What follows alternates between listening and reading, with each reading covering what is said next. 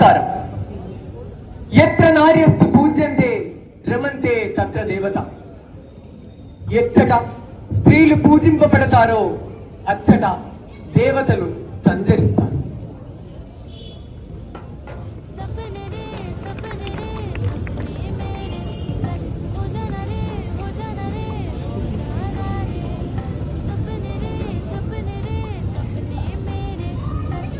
బాగా చదివి ఈసారి గోల్డ్ మెడల్ తెచ్చుకోవాలి.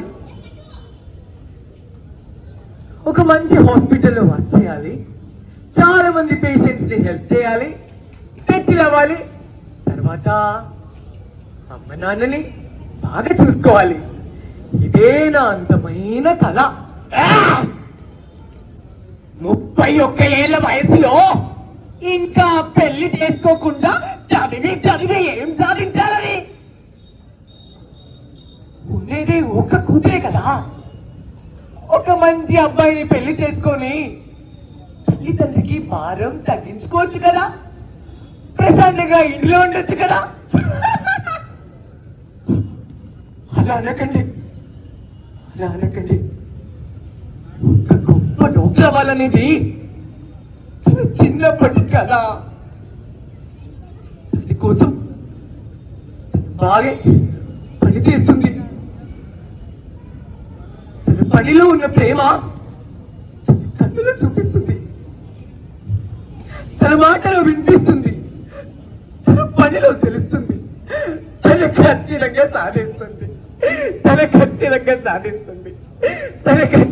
సాధిస్తుంది.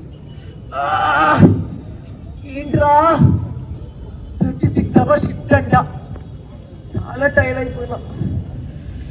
ఒక 2 hours అయినా రెస్ట్ తీసుకోవాలి.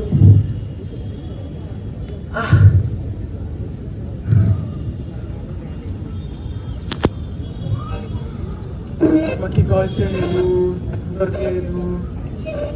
సరే ఈరోజు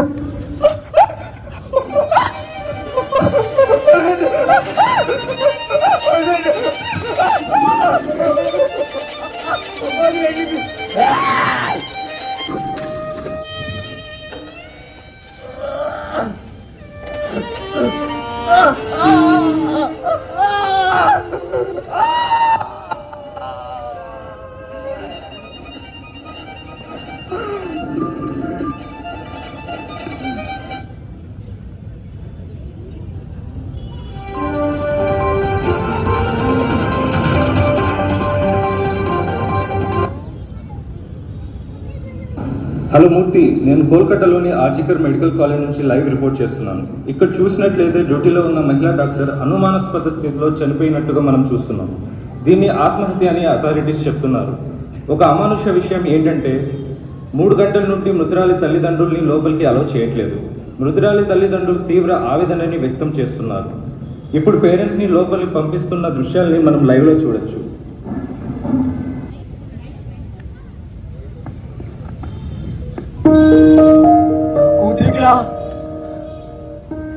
నా కూతురుగా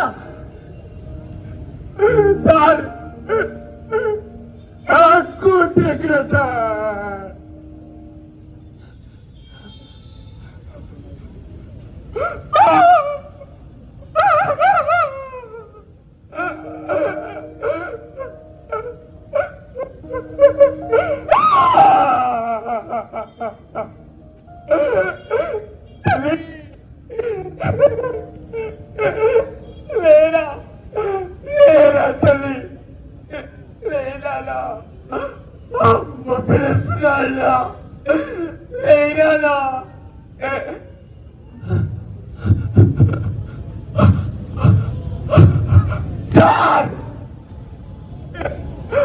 పాప కళ్ళలో నోట్ల నుంచి రక్తం వస్తుంది సార్.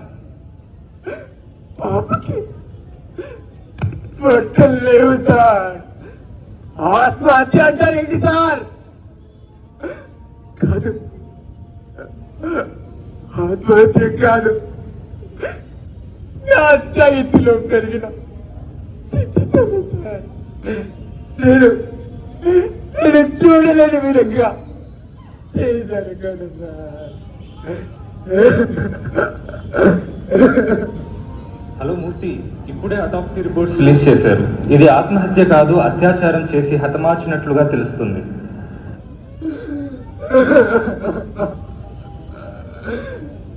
ఎక్కడ ఉన్నా ఏ టైంలో అయినా ఏం బట్టలు వేసుకున్నా ఎవరైనా ఏ రేంజ్ లో ఉన్నవారైనా ఎవరిని వదిలేయట్లేదు.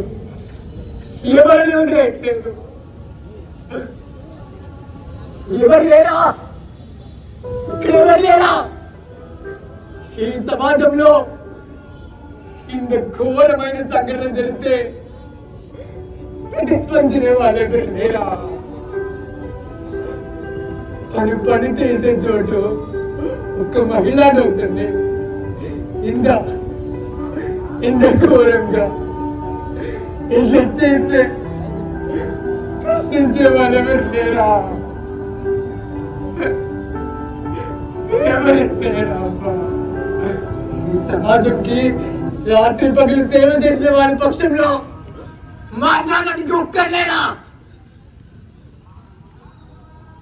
మృగాలుగా మారిన మృగాల్ని కఠినంగా శిక్షించడానికి ఒక్కరేరా?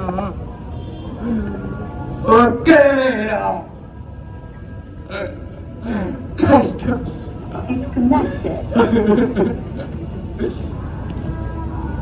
ఇది పోరాటం నీతి కోసం, న్యాయం కోసం, ముందు పెగలని నిర్భయాల కోసం, బయటపడని ఎందరో అభయాల కోసం, మరుగున పడిన దిశాల కోసం, నిన్నటి వందనాల కోసం, ఇవాటి చిట్టి తలల కోసం, రేపటి వీర వనితల కోసం లేచి పోరాడదాం.